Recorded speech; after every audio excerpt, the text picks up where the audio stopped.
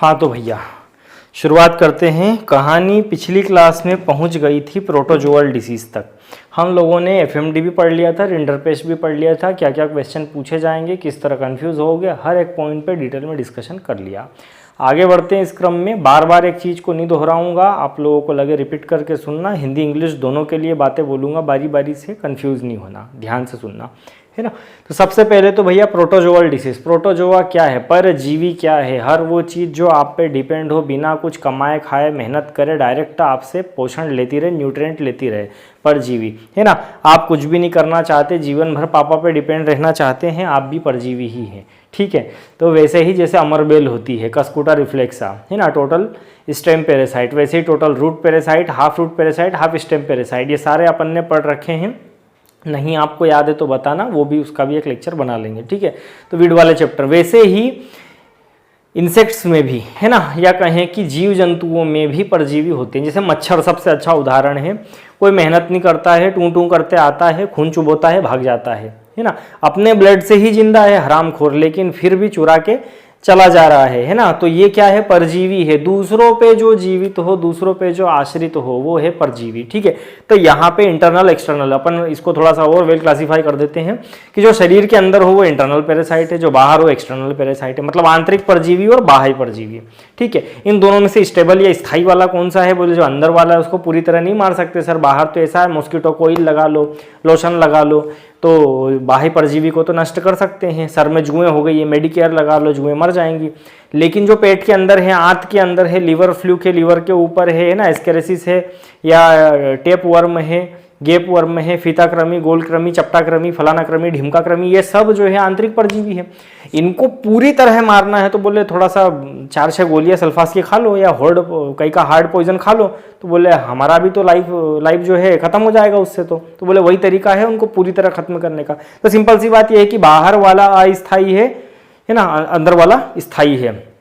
अंदर वाला परमानेंट है, internal parasite is permanent parasite but external is temporary parasite, ठीक है। तो ये दोनों बातें हो गई, क्लासिफिकेशन हो गया, नाम मैंने बता दिए हैं, ध्यान रखना, ठीक है। तो बाह्य परजीवी में फिर से बता देता हूँ, मॉस्किटो, फ्लीस, टिक, है ना, चिचड़ी, गिचौड़ी, जिसको बोलचाल में मालवा निमाड़ में अपने एमपी में लोग कहते हैं, ठीक है। गाय के कान में या फिर थनों पर, अयन में, जहाँ सीधा सनलाइट नहीं पहुँचता, वहाँ काले कलर का जीव जो खून चूसता रहता है, जिसको गिचौड़ी कहते हैं, उसी को ही किताबों में चिचड़ी या टिक कहा गया है, ठीक है, TICK। तो ये ध्यान रखना, उसी की अपन चर्चा करने वाले हैं, है ना। तो ये हो गए परजीवी। और आंतरिक परजीवी मैंने बताई दिए कौन कौन से हैं। तो परजीवी में यहाँ पे जो बीमारी है रेड वाटर डिसीज, लाल पेशाब रोग, इस बीमारी का नाम ही अपने आप में क्वेश्चन है, नाम ही पूछ लेता है कई बार तो, ठीक है। लाल पेशाब रोग, रेड वाटर डिसीज, इसी को साइंटिफिक टर्म में कहते हैं पायरोप्लाज्मोलिसिस, ठीक है, पायरोप्लाज्मोलिसिस, या इसी को ही कहते हैं रक्त मूत्र रोग। चिचड़ी के कारण हो रही है इसलिए कहते हैं टिक फीवर, इंग्लिश में, हिंदी में कह देते हैं चिचड़ी ज्वर। आई बात समझ में? या इसी के होने के लिए जिम्मेवार है चिचड़ी बुफिलस स्पीसीज, है ना। चिचड़ी का नाम क्या है? बुफिलस स्पीसीज की चिचड़ी होती है ना। और प्रोटोजोआ का नाम क्या है? तो प्रोटोजोआ का नाम है बबेसिया बाइजेमिना। ये बबेसिया बाइजेमिना मेनली आता है अफ्रीका में, ये अफ्रीकन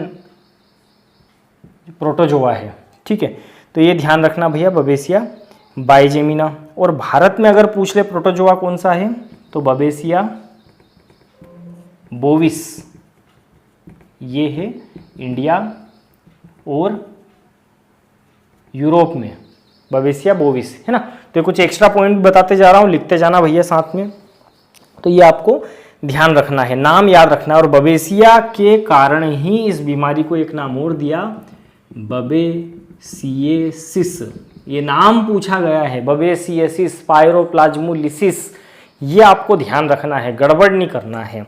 अब स्टोरी ये है भैया, पहले कुछ और एक्स्ट्रा बातें देख लेते हैं। इंक्यूबेशन पीरियड की यदि अपन बात करें, उद्भवन काल, तो 1 to 2 वीक्स, 1 से 2 सप्ताह का उद्भवन काल है। मतलब चिचड़ी के काटने से लेके तो रोग प्रकट होने तक का समय। और चिचड़ी में भी कौन सी चिचड़ी, कौन सी टिक, तो बोलना फीमेल टिक।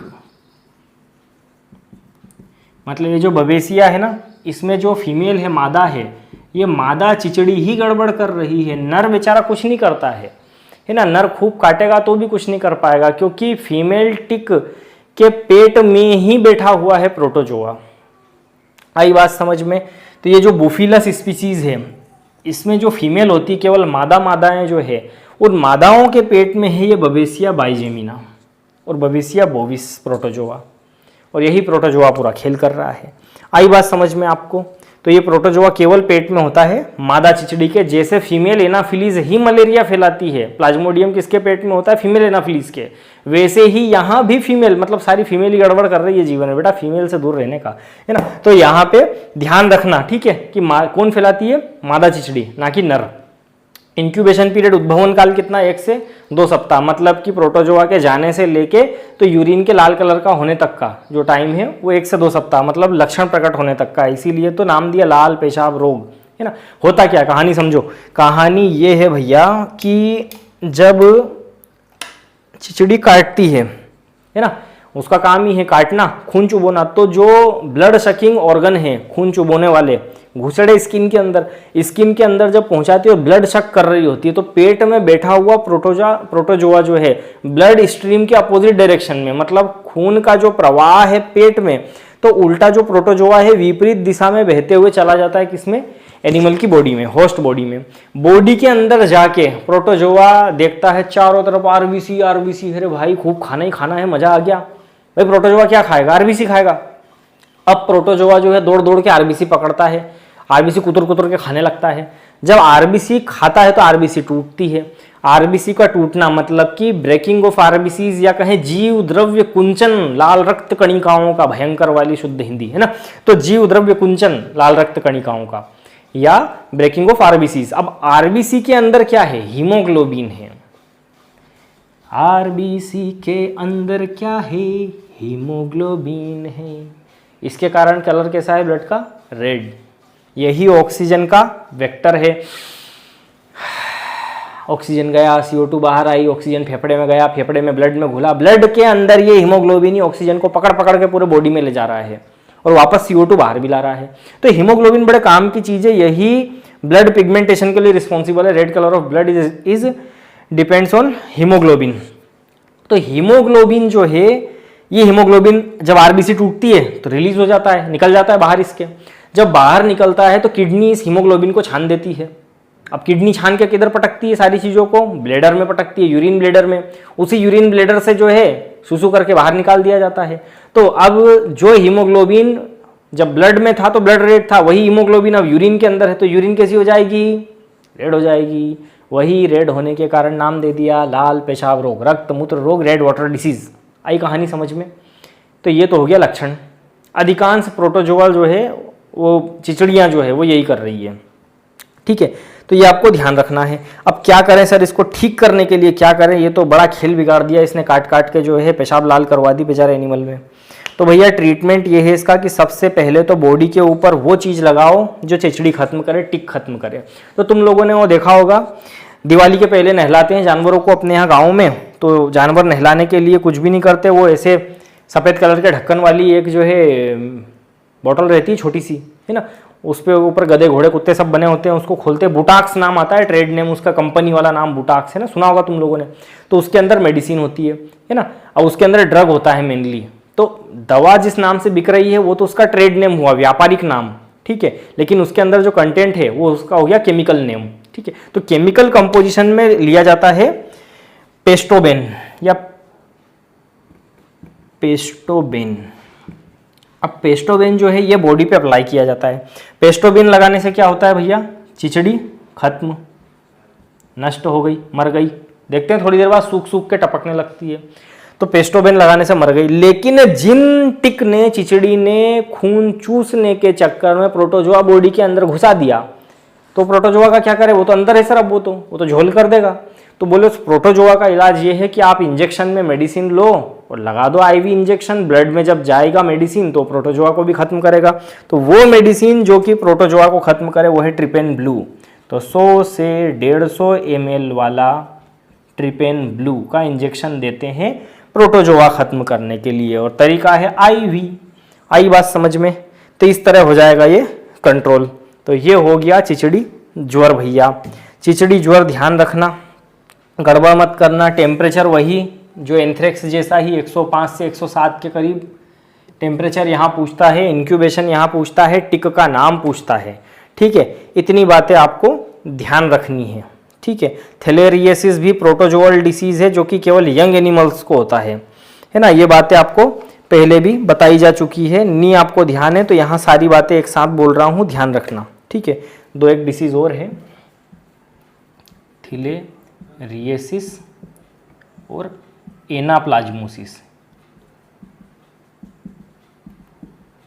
जैसे ये पायरोप्लाज्मोसिस था, एनाप्लाज्मोसिस। थैलेरियसिस का कारण क्या है? थैलेरियसिस को थाइलेरिया बीमारी भी कहते हैं, तो हो जाएगा थाइलेरिया परावा, है ना, थाइलेरिया परावा। थैलेरियसिस डिसीज का प्रोटोजोआ हो गया थाइलेरिया परावा, और इसमें वाहक जो है चिचड़ी वो हो गई हायालोमा स्पीसीज। बोल भी रहा हूँ, लिख भी रहा हूँ, लिखा हुआ नहीं समझ में आए तो बोला हुआ समझ में आ जाएगा। हायालोमा स्पीसीज क्या है? टिक जो ले जा रही है थाइलेरिया परावा प्रोटोजोआ को के काटने से हो रहा है थाइलेरिया या थाइलेरियसिस बीमारी, जो कि होती है केवल यंग एनिमल्स को या युवा पशुओं को। तो कौन सी प्रोटोजोआ जनित बीमारी केवल युवा पशुओं को प्रभावित करती है? थाइलेरियसिस या थैलेरियसिस या थाइलेरिया रोग, ये ध्यान रखना भैया। अगला है एनाप्लाज्मोलिसिस या एनाप्लाज्मोसिस। एनाप्लाज्मा मार्गिनेल के कारण होता है, एनाप्लाज्मा मार्गिनेल। और चिचड़ी का नाम क्या है? तो वो हो गया बुफिलस स्पीसीज की चिचड़ी। ठीक है, बुफिलस स्पीसीज की, जो कि यहाँ भी थी, ये रही। आई कहानी समझ में? तो ये भैया दोनों जगह आपको ध्यान रखना है। फिर ये तो हो गए सारे के सारे पैरासाइट वाले, है ना, जो काम के थे। अब कुछ एक्स्ट्रा समझ लो। बोटुलिज्म, ब्लोटुलिज्म या बोटुलिज्म, है ना, ये कारण है इसका क्लोस्ट्रीडियम ब्लोटुलिनम, और ये क्या है? जीवाणु, बैक्टीरिया। तो क्लोस्ट्रीडियम ब्लोटुलिनम बैक्टीरिया के कारण होता है बोटुलिज्म डिसीज। क्लोस्ट्रीडियम तुमने पहले भी सुना है। क्लोस्ट्रीडियम दो तरह का था, काऊ बफेलो में अलग, गोट शीप में अलग। क्लोस्ट्रीडियम सेप्टिकम, है ना। तो क्लोस्ट्रीडियम सेप्टिकम और क्लोस्ट्रीडियम जो था वहाँ पे लंगड़ी रोग में था, ब्लैक क्वार्टर में था, यहाँ पे बोटुलिज्म में है। क्लोस्ट्रीडियम की स्पीसीज बदलने के साथ बीमारी बदल रही है ना, स्पीसीज यहाँ बोटुलिज्म है। ठीक है, तो ये चीज़ आपको ध्यान रखनी है भैया। अब ये क्लोस्ट्रीडियम किस में पनपता है? दूषित भोजन में, खराब खाने में। खराब खाना पशु ने खा लिया तो दूषित गंदा खाना खाने से क्या हो जाएगा? फूड पॉइजनिंग, आहार विषाक्तता। और आहार विषाक्तता या फूड पॉइजनिंग के कारण, अब इंग्लिश वालों फूड पॉइजनिंग लिखने की जगह नहीं है, दोनों लैंग्वेज में नहीं लिखूंगा, बोल दोनों में रहा हूँ। आहार विषाक्तता के कारण क्या हो जाता है? लकवा या पैरालाइज हो जाएगा, पैरालिसिस हो जाएगा। ठीक है, तो लकवा होना या तंत्रिकीय पक्षघात होना, हिंदी वालों शब्द याद रखना, है पूछा गया। लकवा, पैरालिसिस, तंत्रिकीय पक्षघात होना किस रोग में होता है? दूषित भोजन खाने से, बोटुलिज्म के कारण होता है। ठीक है, और ये बीमारी मुख्यतः गर्म शुष्क क्षेत्रों में, है ना, ड्राई ट्रॉपिक रीजन में फैलता है, इसका प्रकोप ज़्यादा होता है। और फास्फोरस प्रोटीन की कमी से भी, फास्फोरस व प्रोटीन की कमी इस रोग के होने के चांस को बढ़ा देती है। तो ये इतनी बातें हैं भैया जो आपको ध्यान रखनी है। ठीक है, तो आज परजीवी वाली क्लास खत्म हो चुकी है। अगला जो टॉपिक रहेगा अपना वो रहेगा मिल्क फीवर या दुग्ध ज्वर, है ना। तो वो अपने को पढ़ के आना है घर से, अगली क्लास में उस पर अपन चर्चा करेंगे। इंटरेस्टिंग है, लास्ट डिसीज है, और उसके बाद में एक और बच जाएगी अफरा। तो ऐसा रहा तो अगली क्लास में अपन दोनों की बात कर लेंगे साथ में, है ना। और कोक्सीडियोसिस रोग जो है मुर्गियों में इमेरिया टेनेला के कारण होता है, ये ध्यान रखना। इमेरिया टेनेला जो है एक तरह से चिचड़ी है, और पशुओं में इमेरिया जिरनाई के द्वारा होता है, जिसमें दस्त के साथ रक्त आने लगता है। ठीक है, कोक्सीडियोसिस मतलब खूनी पेचिस, ये एक्स्ट्रा पॉइंट याद रखना। मुर्गियों की चिचड़ी अर्गस पर्सिकस, प्रोटोजोआ स्पायरोचिटा गेलिनेरम है मुर्गियों में। ठीक है, पशुओं का ये पढ़ी चुके हैं अपन पूरा, है ना। स्पायरोचिटा गेलिनेरम के कारण स्पायरोकीटोसिस बीमारी होती है, स्पायरोकीटोसिस, ये ध्यान रखना। है ना। तो ये हो गई भैया कुछ बातें। क्षय रोग के लिए प्रतिरोधी जीव कौन सा है, सबको मालूम है बकरी है ना। क्षय रोग मतलब टीबी, टीबी में किस पशु का दूध पिलाते हैं, बकरी का दूध पिलाते हैं, उसके कांटेक्ट में रखते हैं, है ना। और पशुओं में सामान्यतः कोबाल्ट की कमी होती है। संजीवनी सेवा हरियाणा में शुरू की गई है पशुओं के लिए, ठीक है। युवा पशुओं का रोग कौन सा है, थिलेरियसिस या थाइलेरिया रोग। सर्रा रोग केवल ऊंट की बीमारी है, ये याद रखना भैया, राजस्थान में खूब पूछता है सर्रा रोग किसकी बीमारी, ऊंट की बीमारी है ना। तो ये कुछ एक्स्ट्रा बातें थी, याद आ गई, बता दी भैया आप लोगों को। आज की क्लास में इतना काफ़ी है, मिलते हैं अगली क्लास में अगले टॉपिक के साथ में। इतने ध्यान से सुनने के लिए सभी लोगों को थैंक यू, ठीक है भैया।